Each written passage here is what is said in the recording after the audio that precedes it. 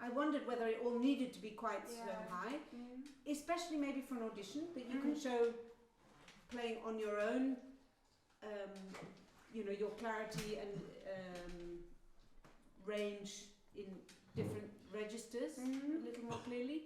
But I liked a lot of it. I don't want to spend too much time on that. One thing that it did highlight, which I picked up on when you played with piano, but it's even more noticeable when you're playing on your own, and that's the noise of the breath. So I think it was in Joanna's lesson that we talked about using the sound of the air in. Can you just give me a fast, deep breath? Can we all do that?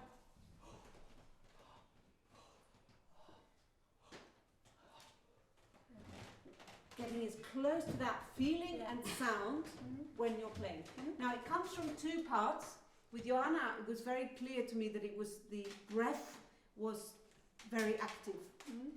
So she was trying very hard to do a very good breath, and so there was that part. The other part is that maybe there's a little tension building up as you're playing. So maybe it's actually not the fault of the breathing, but that there's too much remains of tension before you let the air in. But just that was the only thing that it highlighted rather in your cadenza. It could simply be solved by taking a little bit more time actually to breathe, especially in the cadenza when you have time, so that you make sure that the breath is always part of the music. It's something that singers do so well. It's why I think we can learn so much from singers, because they use the breath in the same way as we used in Ivana's lesson in the Prokofiev, just taking that little just breathing before it. It just actually made it clearer that this is a reaction on what has just happened. So just remembering that the breath is part of the music. Okay, where shall we start from? I want to start by talking about trills.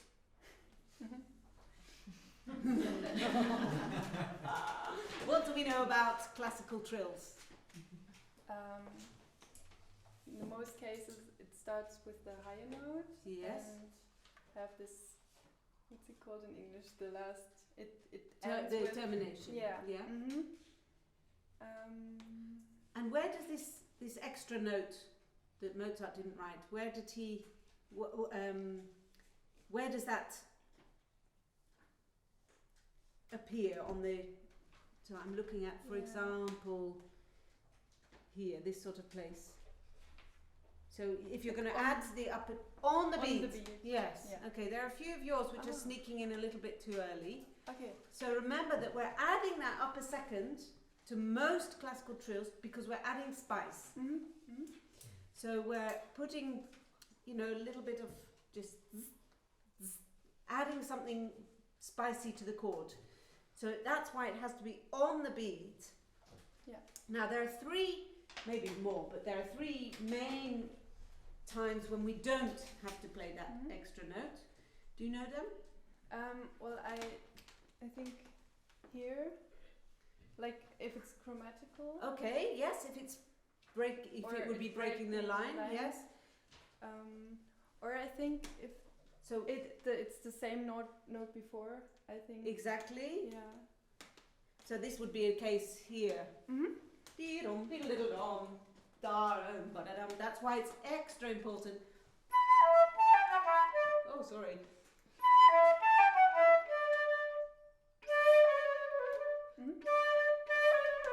If you're going to do it, then on the beat. But in this case, you don't have to do it because there's already been the D before. And the same. You can do it here. Do I mean there? Yeah. Yes. Yeah. You don't have to. We've already had the A before it, so you don't have to. Same. So that's the first rule: is if the upper note has already been before, you don't have to. You can. You don't have to. The other one was breaking the line.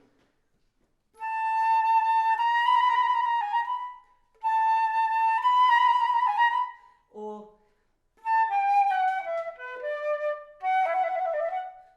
you can, you don't have to. There's a third one.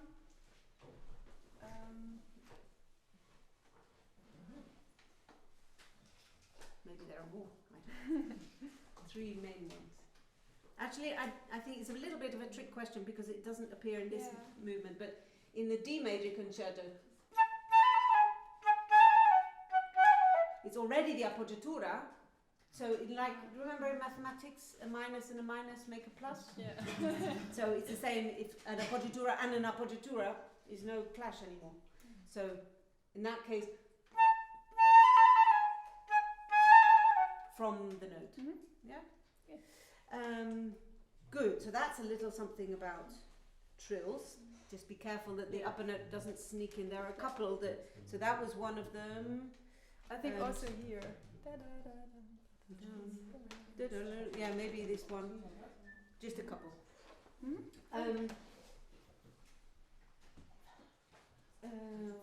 Next thing to talk about would be about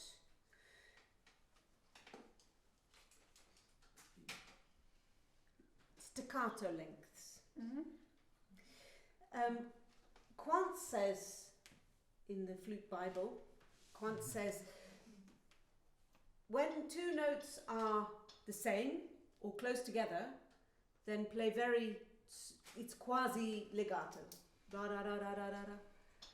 When it's a big interval, play very short and spiky. And I think it works brilliantly on a traverso. On a modern flute, I would suggest actually doing the opposite. Okay. So when we have places like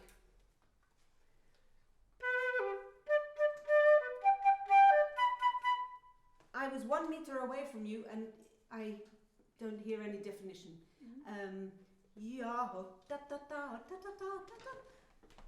those sort of places when the notes are very close together, even the scale coming down before it, I would play quite a crispy, short staccato.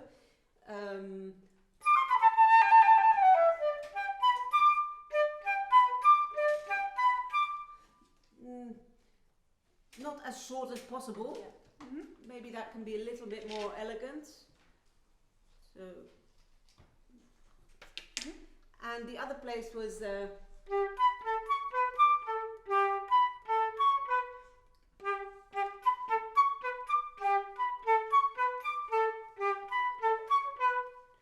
I think there's just a little bit more length. It will never sound legato. So I just think you can help a little bit the sound in the low by giving a little bit more there. And the other place was this bar 77. If you think about that, how that would look on a violin. We have a violinist here. Patrick, do you have your violin here? That would be something like a down bow. So, but it would still have this horizontal character. Yeah. And yours were quite vertical.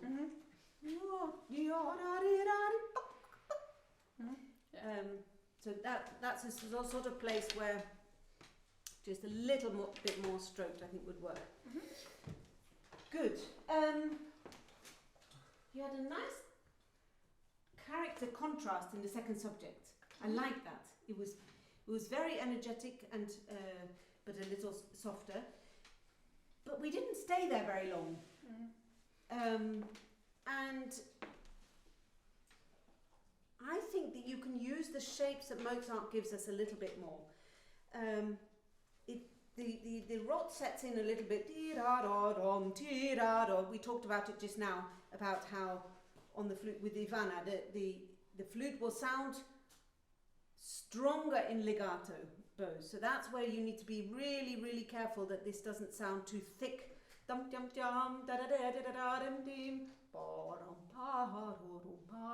Keep that transparent and elegant.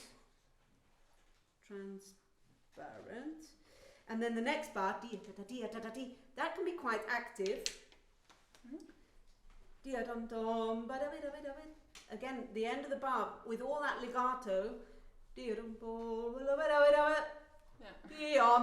And we're back in a kind of maestoso character.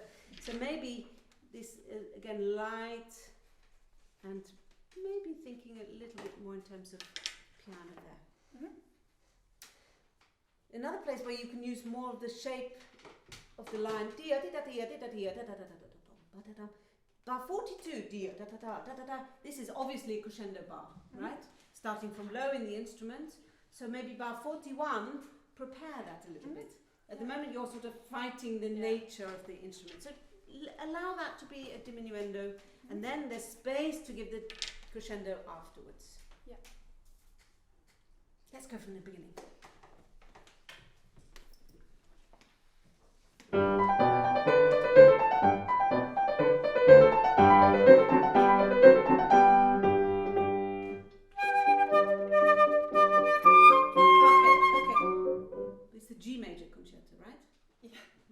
So the G has got to be the most shiny note.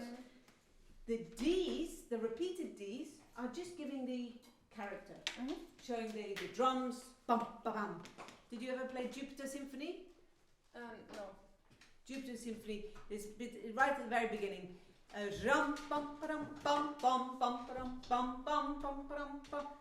the strings go.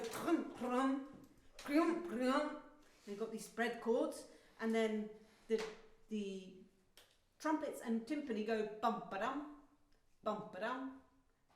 and the woodwinds do both. So this is the same sort of music. I mean that was much later, obviously, but team bum ba bum bum. The green. Who's got G major green? Unless I don't see any G major green, but this bright green. Yes, yes. This is G major. It's not vegetarian. It's green. G major. Him bum ba bum. Him bum ba bum. Just directly. Okay. Yeah.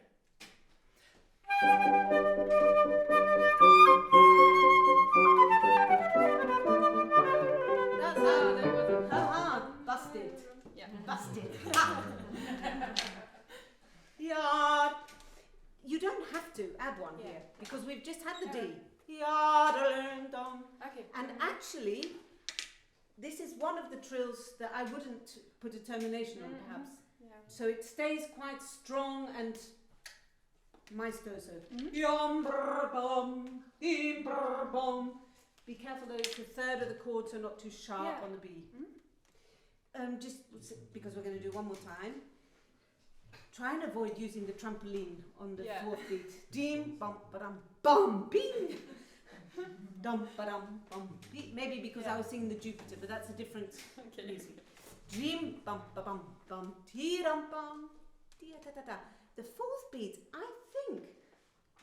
Can you imagine that this figure starts on the third beat, but in a pitch that only dogs can hear? Okay. Yeah. So it's sort of falling out of the sky, and we're going to the D, and not too sharp on the B. Directly. Sorry. The breath. Dum. Oh, okay. Yeah. But maybe a half bar would work. Great.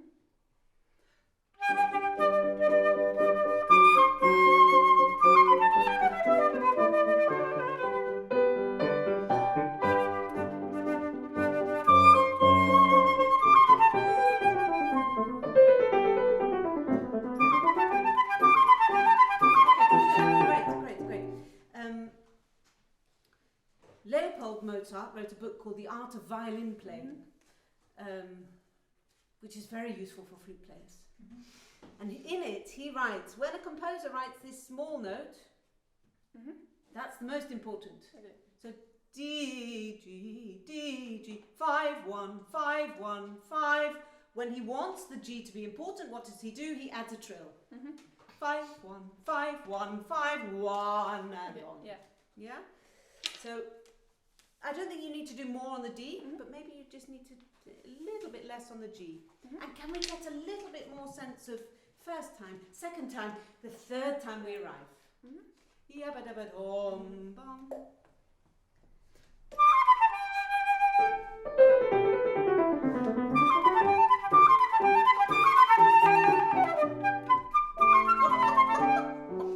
All right. Okay. Yeah.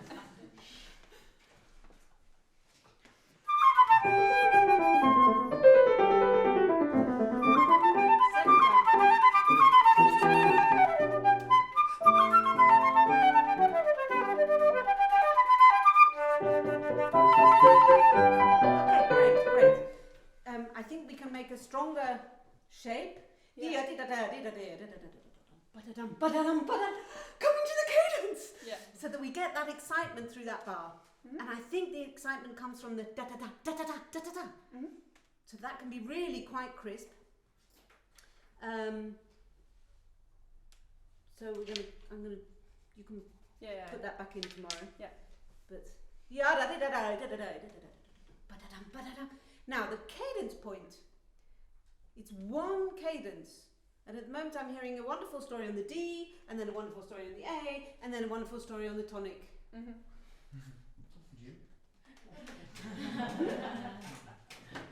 Can we have that as sounding like one cadence point? Let's go from same place. Ya-da-da-da-da, ya-da-da-da-da, ya-da-da-da-da. The G is anyway so much longer than the D. Yeah. So just give that D a little bit.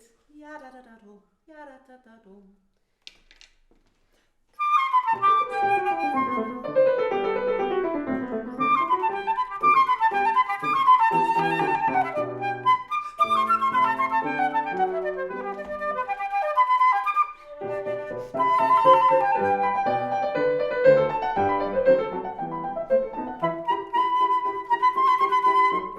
Careful here. Oh, I don't like that. I don't like. Oh, okay. You legato over this bar line. Remember, in Baroque and classical style, a slur is almost always some kind of release, unless there's a harmonic reason for that. We don't even need to hear that second D sharp, almost. Can you just play me this bar?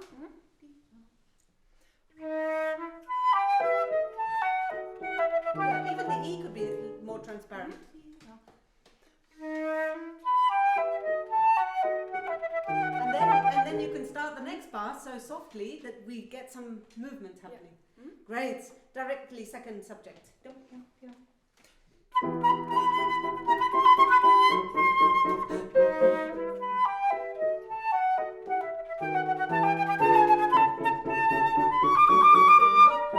that so important? The end of that bar. Just directly bar 50. Yeah.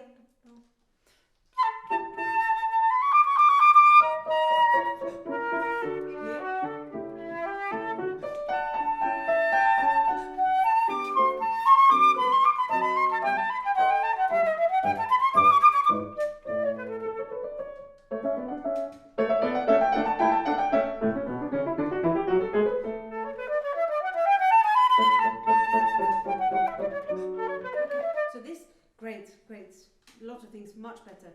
This is the first attempt to climb the mountain. One bar up, one bar down. So be careful that we don't go too automatically to the second. Yeah. Second, do you climb? No. Me neither. Terrified of mountains. But I can imagine that you get to that far. Oh, no, you come back down. And you have to, okay, tomorrow, we're going to need to do this tomorrow to have the second go. So we need that fraction of a second, of a nanosecond between the first and second eighth notes.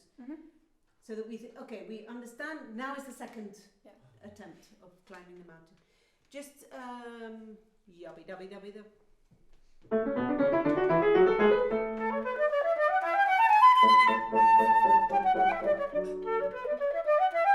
Okay, now how soft can we get this breath? Okay, oh yeah, I didn't think about it, but I tried softer.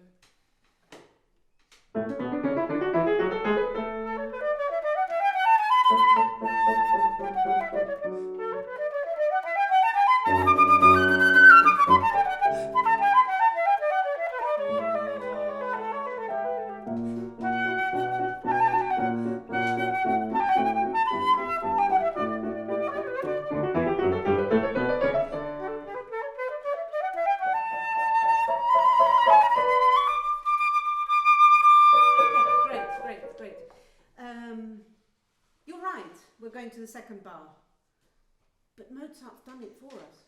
Yeah. It's one harmony for two bars.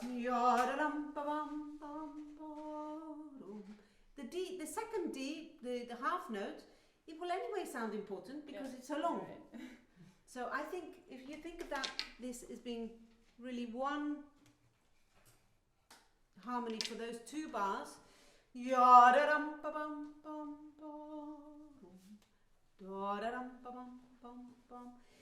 I understand this, and you're right, but it's becoming too much. Yeah.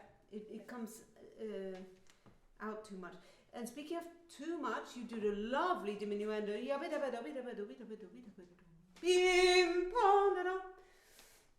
I think this is a place where, for me, this is one of the softest places, bar 66.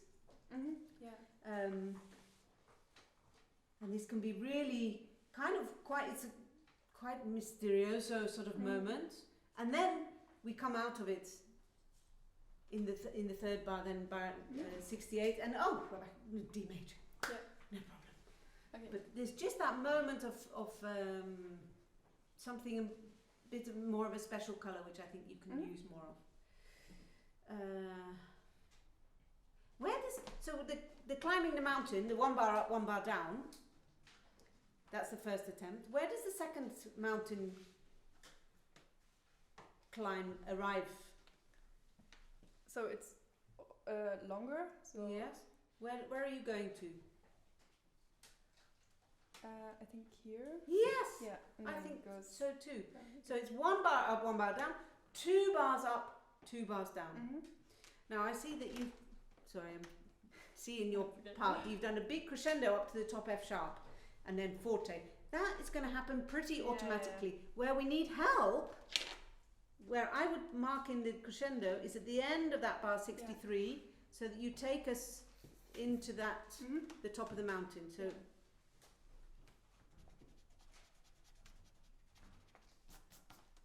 Yeah, that's good. The flute will do it automatically, but the second half of the bar 63, we need more help arriving at the G. Yeah. 59 again? Yes. I don't know. The scale. That is the chord.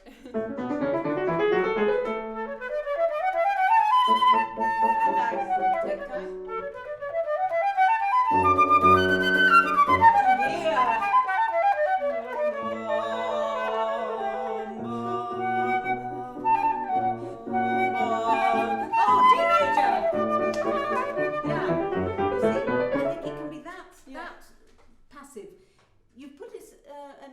On the F sharp. There's nothing exciting about that F sharp. Yeah. It's exactly the same harmony as the first beat. Yeah. Can we do bass? Oh. D major.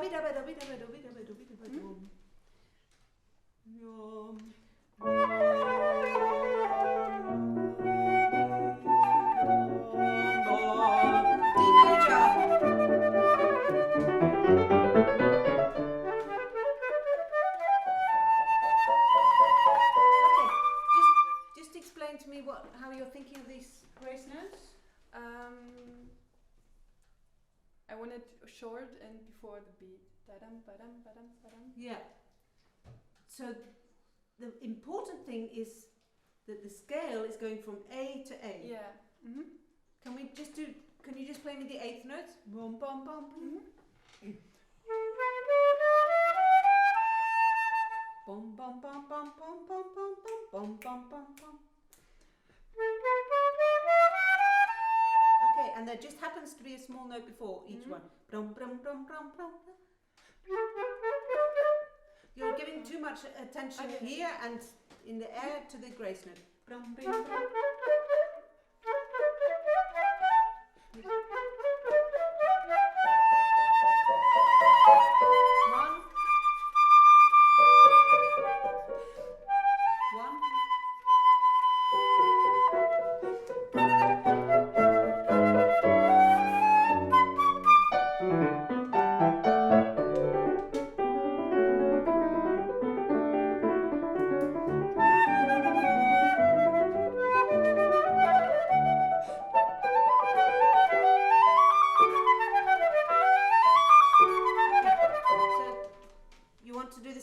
Second bar più forte. Yeah. Good. So don't play so loud on the first one. Okay. Because they sound. I knew you wanted to do it because I saw it in the music, but I can't really hear it. Yeah. And remember, this is a variation. Yeah. So make sure that we understand. Oh, what a nice sound.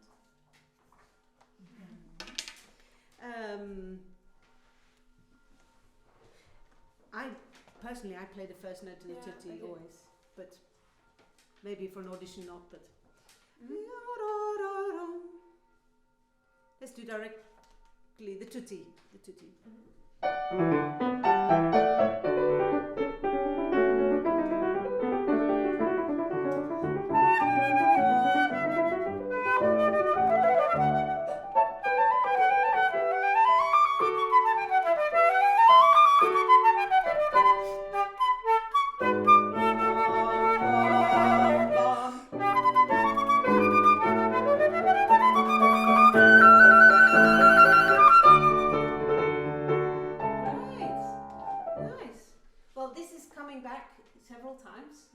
Next few days. Yeah. So I think for the moment we'll leave the first movement there and we'll do a little bit of second movement. Yeah. Just before we go to lunch.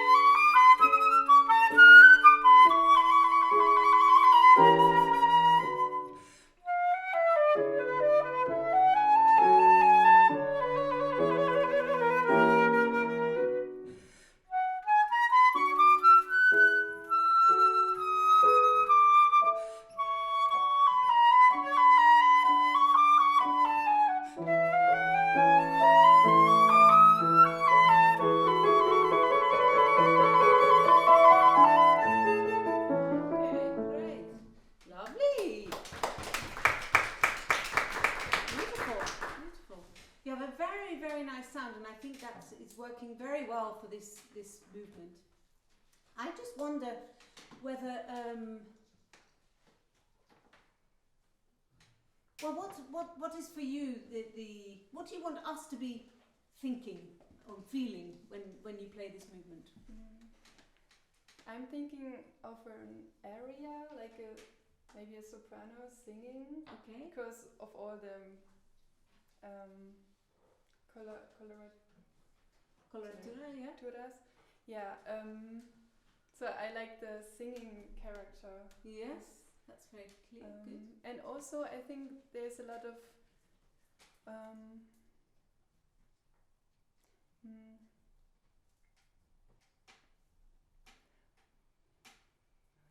there are a lot of fast notes, so I don't want it to sound fast, so I try to focus on the main melody and What key are we in? Sorry? Which key? Which tonality? D major. Go back to our sunny D major. I just wondered whether it could all have just had rather more easygoing, relaxed, you know, joyful. My key word for this movement is joyous. It's just, and it's a little bit more this direction than that direction. And I just wonder whether something, because you've got such a beautiful sound, I think you can afford to draw us into your world, as if you're dreaming. You know, it's for me the character is something like, not in terms of text, but in the Notte di Figaro, the second act starts with the Countess aria, and she's alone in her bedroom, and she's very sad, so it's not the right character for this music, but she's singing to herself. And I wonder whether there's more of it could be about singing for your own pleasure. You know, you're just playing the flute for your joy, and we are so entranced because you are entranced by the flute, rather than you telling us a story actively.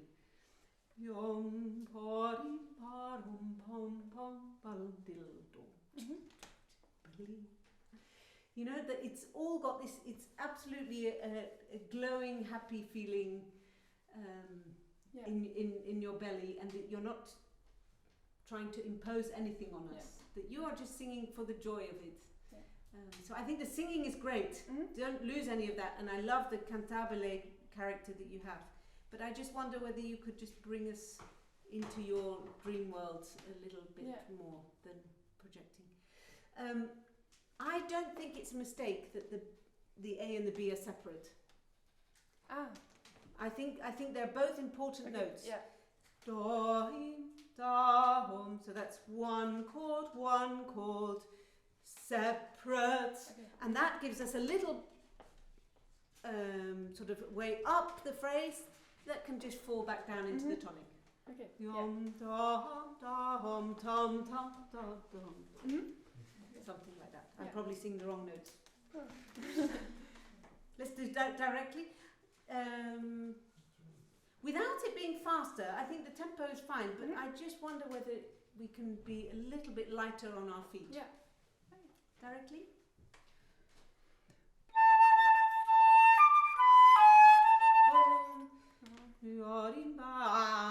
The G sharp doesn't, it's implied.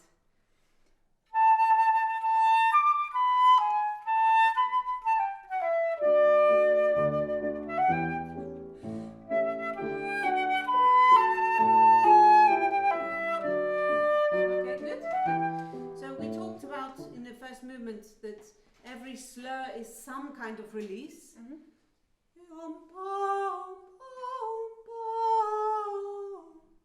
So two and dee-da. What's happening is actually that I hear the second note being the most expressive and beautiful. Oh, okay.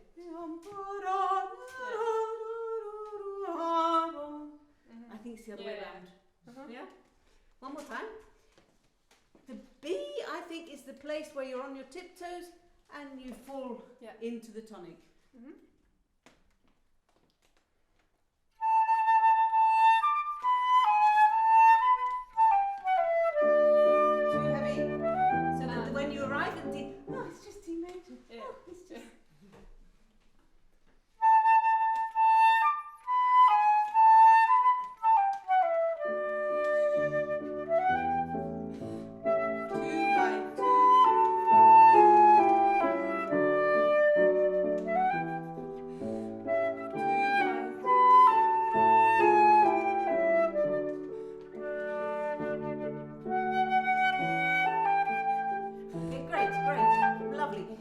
almost too much now. Yeah. So somewhere halfway between the two, I think is perfect. Why did I stop then? I stopped because I couldn't hear two Gs there. Oh, okay. There needs to be just a nanosecond of daylight between the two Gs so that you can hear. Do you have bar numbers? No. Second time. Second.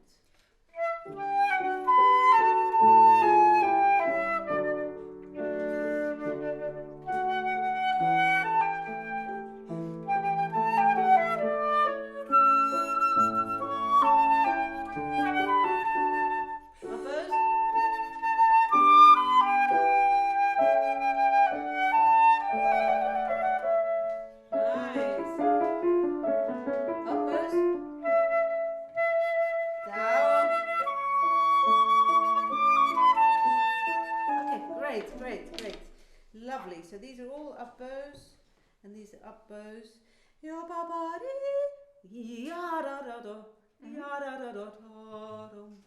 So the C sharp is not so much the interesting part. This doesn't maybe need so much.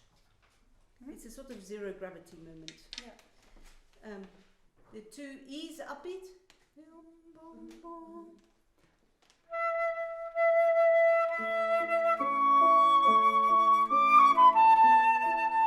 Up bows. Now it's a 7. And the E.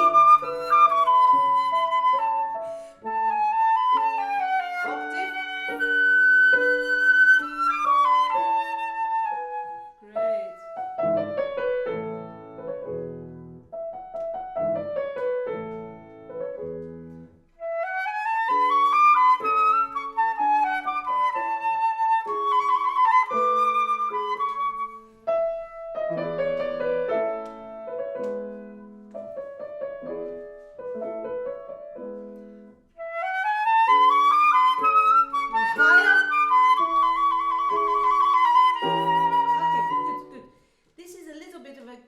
Controversial spot always. Yeah. Can you just play me the first two beats, no piano, and the trill, and then play me the note that we're expecting?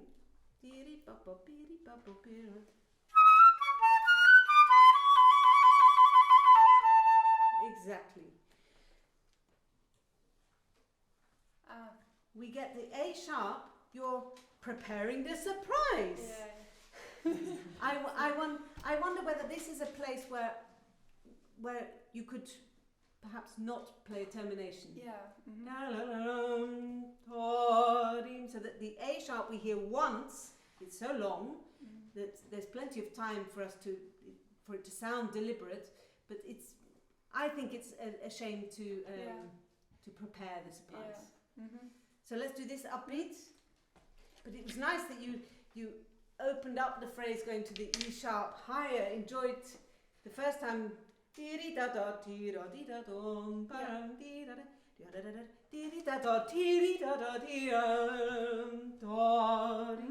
And then a fraction of a second to just, what just happened? Before you play the next upbeat. So there's a fraction of a second, like there was when we climbed the mountain twice. The upbeat.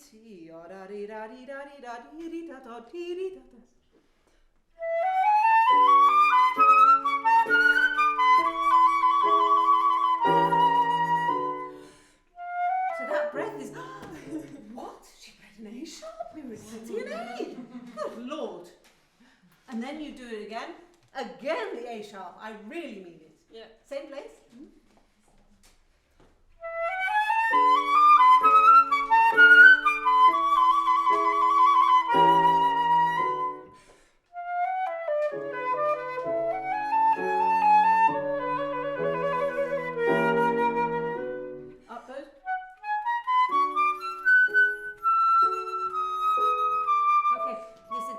Syncopation.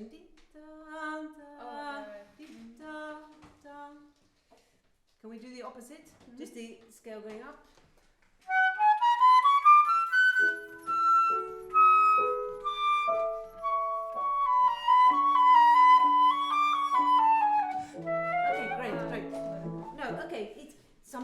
have to breathe there as well. But how could we save enough energy and air that we don't need that breath, perhaps?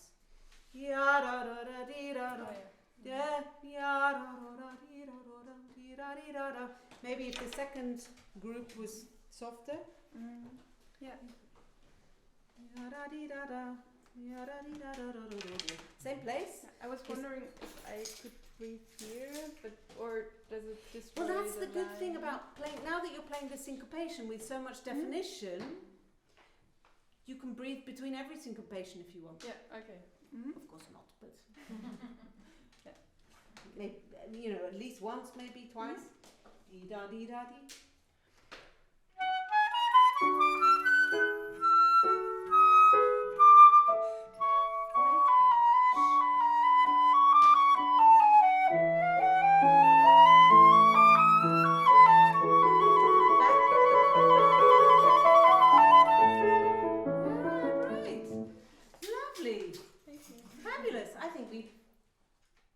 Deserve some lunch. Yeah.